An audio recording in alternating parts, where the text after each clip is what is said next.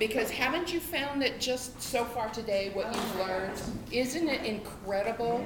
You know, I really appreciate what Sharon's done. And for every speaker who came here, for every person who's shown up here, I want to thank you, because what we do when we come together like this is build a cohesiveness. And I believe that because we show up in the same place at the same time, none of our lives are ever the same. I believe that's a fundamental fact of life. So we could agree and then not show up like many people did, and their lives don't change. But isn't it the change and the evolution in our lives that moves us towards what we're looking for? That's what we want to gain. So today I wanted to talk to you about what it takes for you to create a six-figure income from talking about your passion. So what you're going to actually learn is how to write your book in 4 to 6 weeks with 1 hour a day. It's not working, honey. Sorry. But I'll tell you what. What, the video? Oh, it is working. We got it working. Isn't that cool? Hit one more. There, what we'll cover next. How to write your book in 4 to 6 hours a week with 1 hour a day. Isn't that amazing? My first book, I talked about it for 2 years.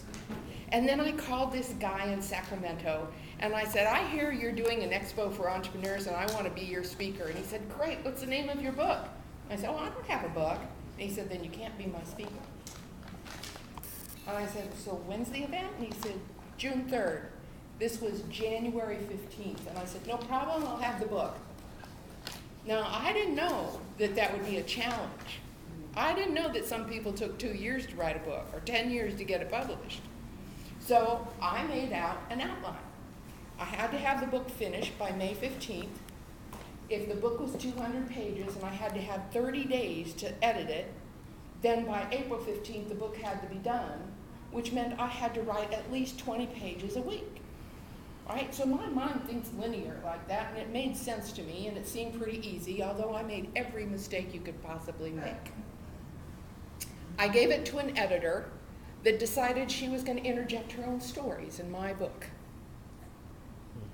Thank goodness I have the original copy, because then I could give it to another editor. It cost me $2,300 to edit my first book. And then after, I found 266 mistakes in the book, like T-H-E-I-R instead of T-H-E-R-E. Because you know, have you ever noticed if you're writing on a keyboard, you're actually typing faster than your mind can keep up with, you know, and you're just going along, and it's great because you're in that zone. So all of you are writers? Want to be writer? So this is what I have found. I took an Aikido class one time because I was having trouble making my 1 hour a day to write and feeling like I was being creative enough to write. So what I did is in this Aikido class, I discovered that creativity comes from the right brain, right? And left brain is your analytical side. When you have fear, when you get nervous speaking in front of people, that comes from your left brain. So I'll give you this really great tool that they teach in Aikido.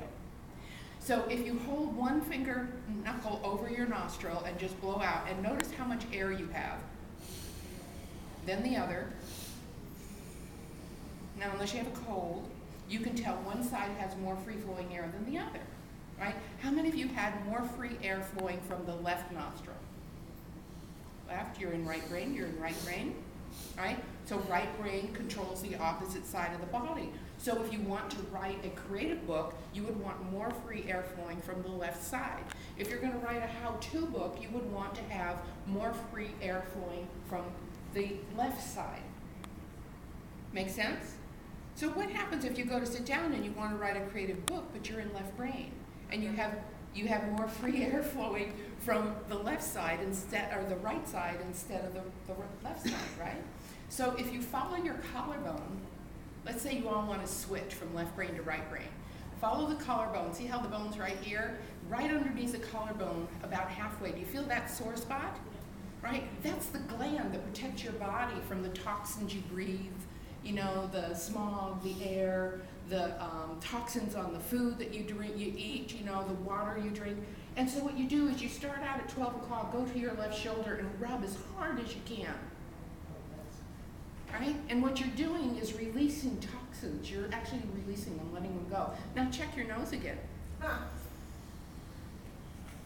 You flip left brain to right brain or right brain to left brain. Isn't that cool? So if you only have this designated time to write and you need to be in right brain, now you can control it and it lasts for 90 minutes. Isn't that great?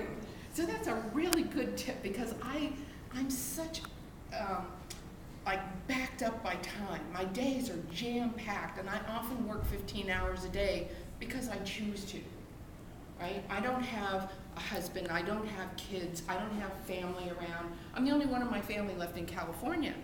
So